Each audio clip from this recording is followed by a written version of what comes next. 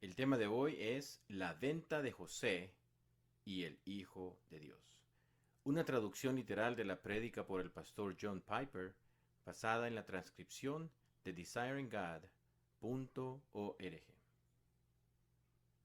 Antes de volver a contar la historia de José, el espectacular pecado de sus hermanos y su propósito global en la gloria de Jesucristo, retrocedamos a Génesis capítulo 12.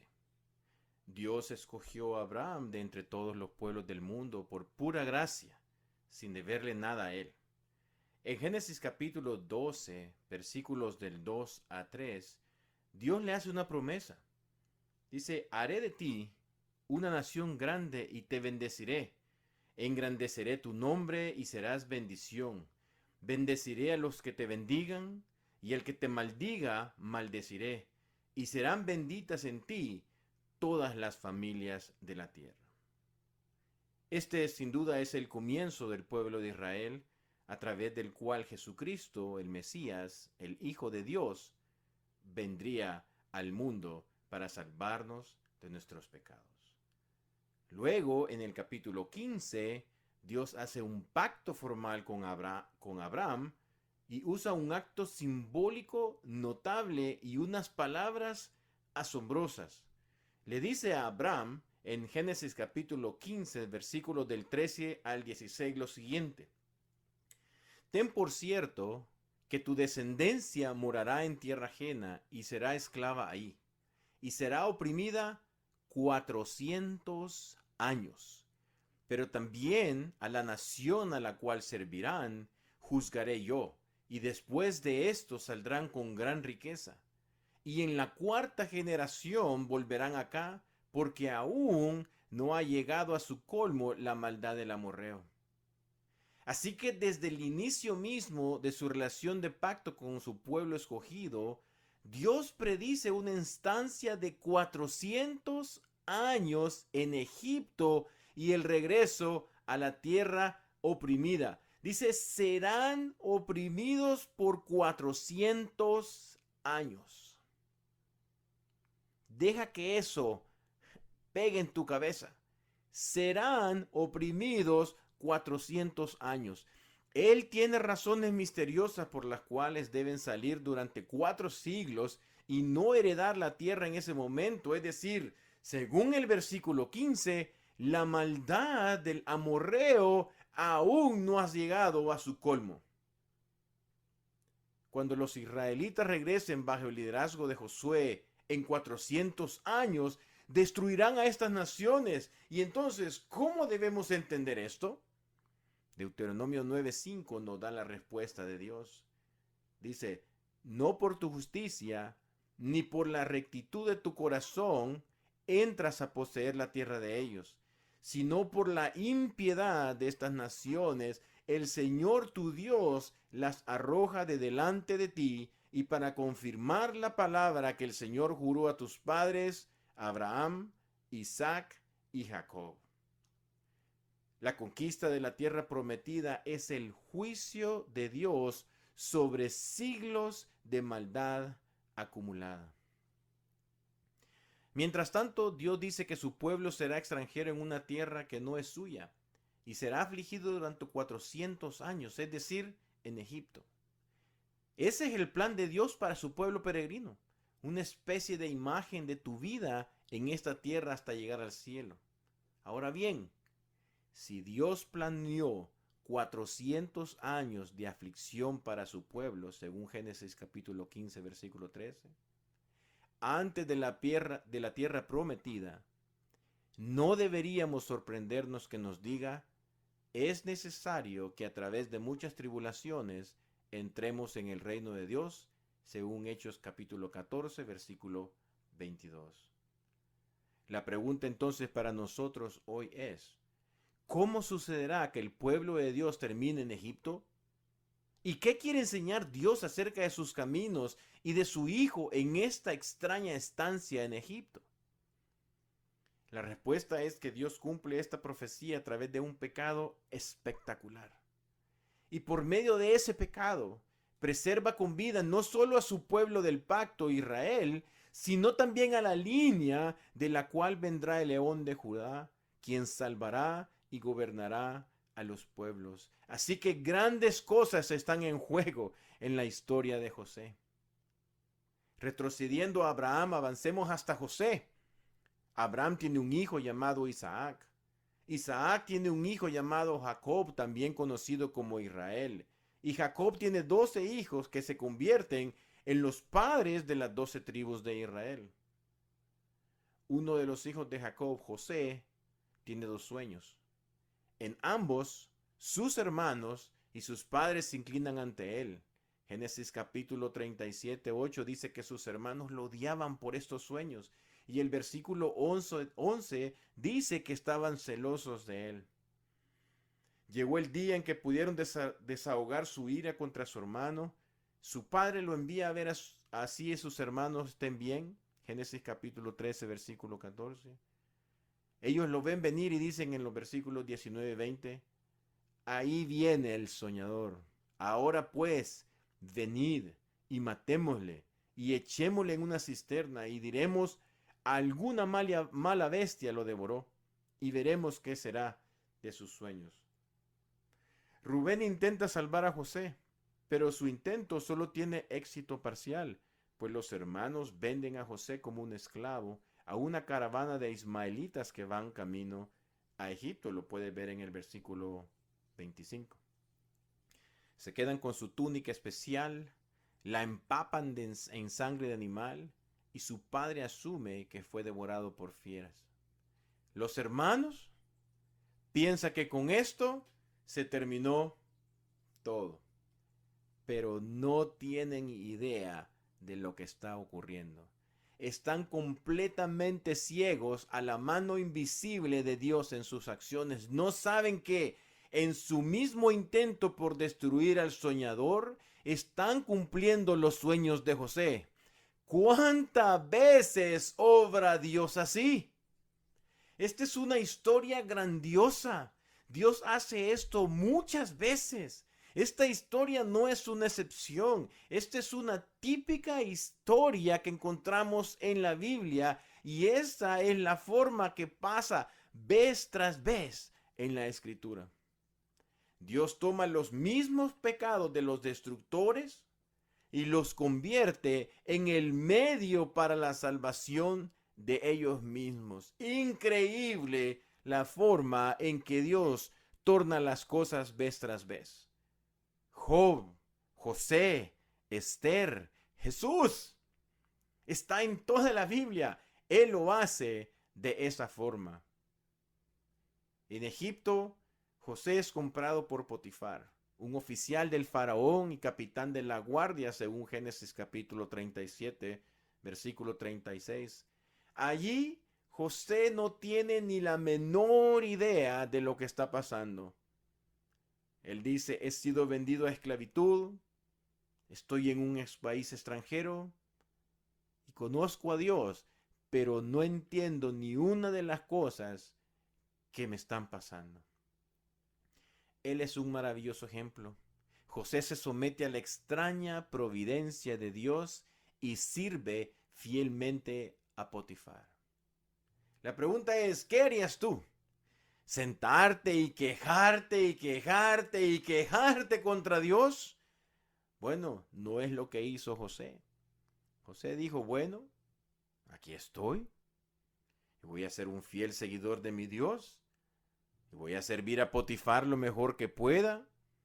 Y luego él llega a tener la confianza y la influencia en toda su casa. Y uno pensaría entonces que el justo finalmente prosperará. Pero parece ser todo lo contrario. La esposa de Potifar intenta seducir a José y en amor por su dueño y su Dios, él hizo exactamente lo que Pablo nos dice que debemos hacer ante esta situación. Él huye del adulterio y fornicación. Y la mujer rechazada, llena de furia, miente sobre él. A pesar de su rectitud, es echado en prisión. ¿Alguna vez te ha pasado que obtienes algo malo por hacer lo correcto? Bueno, te doy la bienvenida a este club bíblico. En la cárcel, una vez más, sin saber en absoluto lo que Dios está haciendo en medio de tanta miseria, sin encontrar sentido en lo que le está pasando, José sirve fielmente al carcelero y se le confía responsabilidad y autoridad. A través de la interpretación de los sueños del copero y el panadero del faraón, José es finalmente sacado de la cárcel para interpretar uno de los sueños del propio faraón. Su interpretación resulta ser verdadera y su sabiduría parece tan convincente al faraón que José es nombrado gobernador de Egipto y el faraón le dice: tú estarás sobre mi casa y por tu palabra se gobernará todo mi pueblo. Solamente en el trono seré yo mayor que tú. Lo encontramos en Génesis capítulo 41, versículo 40. 7 años de abundancia seguidos por 7 años de hambre azotan la tierra, tal como José lo había predicho. José previene la hambruna en Egipto, almacenando grandes reservas de grano durante los 7 años buenos. Con el tiempo, los hermanos de José oyen que hay grano en Egipto y van en busca de ayuda. Al principio no reconocen a su hermano, pero finalmente él se da a conocer. Tenía 17 años cuando lo vendieron como esclavo, Génesis 37:2. Y ahora cuando le revela quién es, 39 años tiene. Génesis capítulo 41, versículos 46, 53 y capítulo 45, versículo 6. Han pasado 22 años. Ellos quedan atónitos. Intentaron deshacerse del soñador y al hacerlo cumplieron sus sueños. Finalmente los hermanos se inclinan ante José.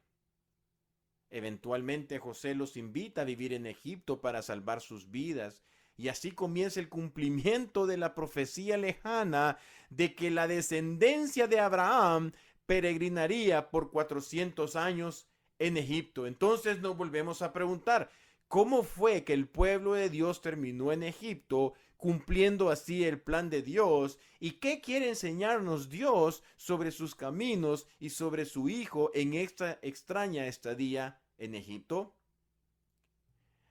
La respuesta de cómo el pueblo terminó en Egipto es clara en un nivel.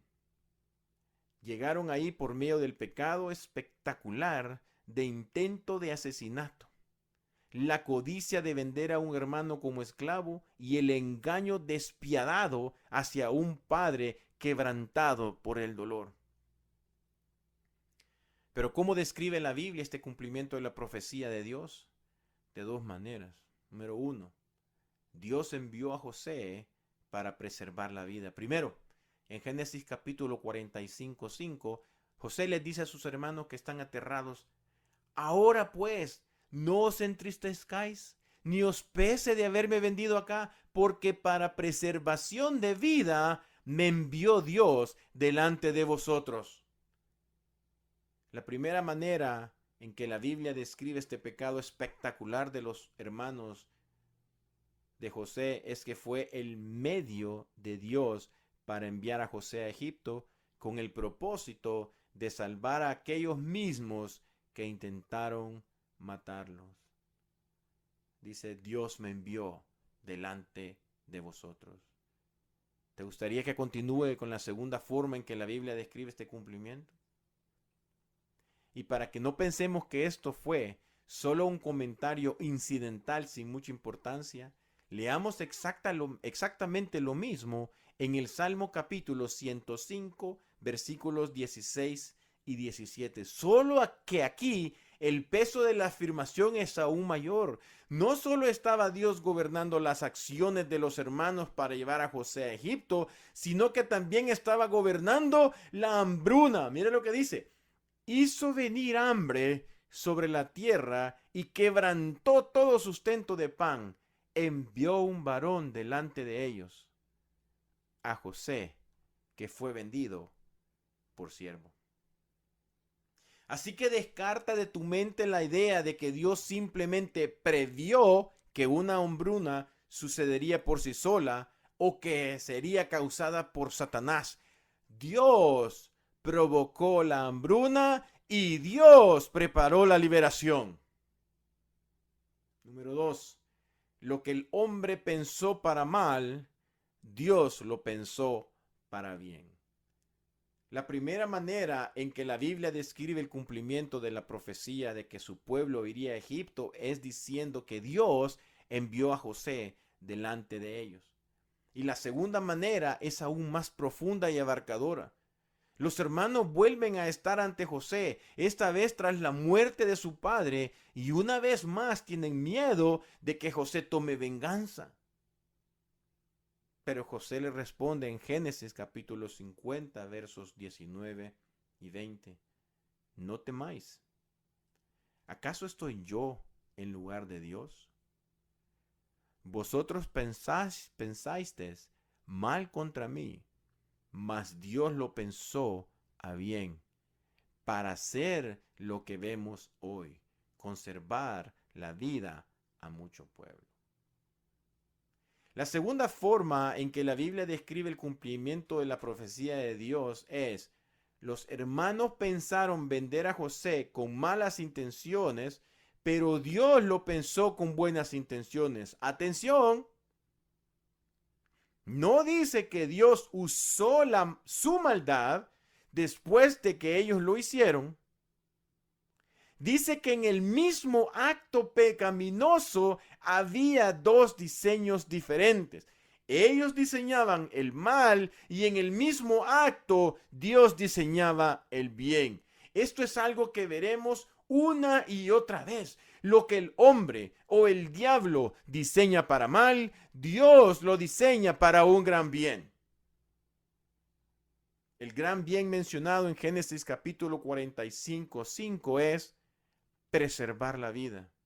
Y el gran bien mencionado en Génesis capítulo 50, verso 20 es conservar la vida a mucho pueblo.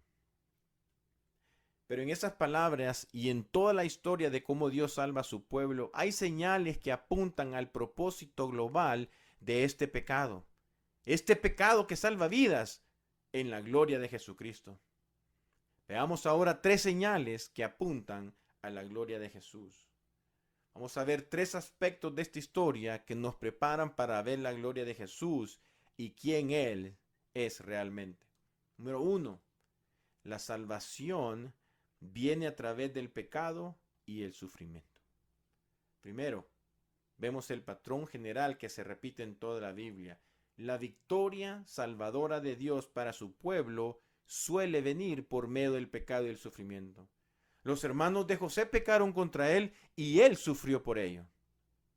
Y en todo eso, Dios estaba obrando para salvar a su pueblo, incluidos aquellos que intentaban destruir al Salvador.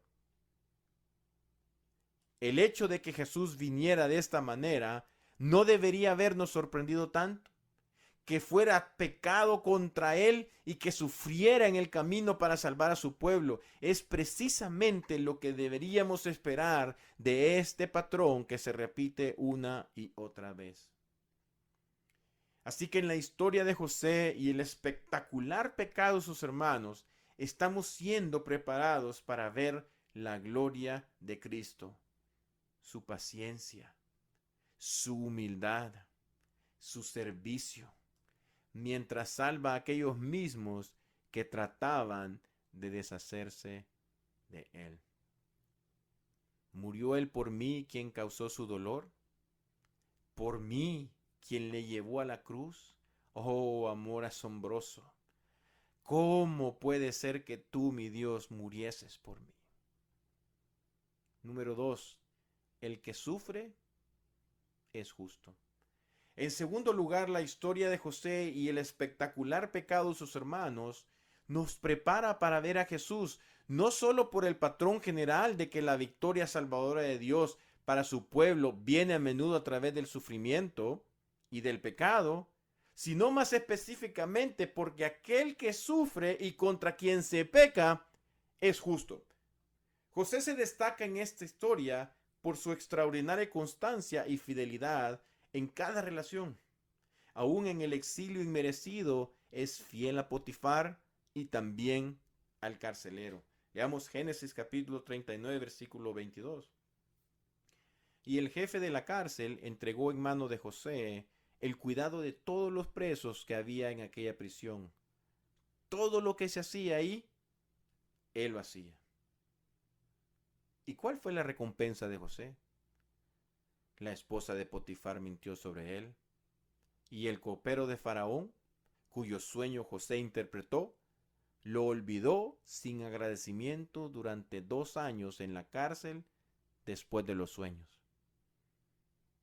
Entonces, el punto no es solo que hay pecado y sufrimiento y que Dios está obrando en medio de ello para salvar a su pueblo. El punto más específico es que el justo, aunque ha sido maltratado por tanto tiempo, finalmente es vindicado por Dios. Aunque los hombres rechacen esta piedra justa, Dios la convierte en piedra angular. Mateo 21:42.